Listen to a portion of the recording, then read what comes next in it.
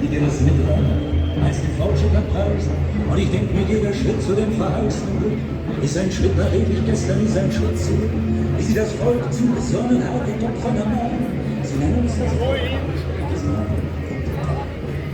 All das Leid des Schleimen ist nicht länger zu ertragen, wenn du lernst zu übersetzen, was sie wirklich sagen. Feministinnen, Philister, Schleimer.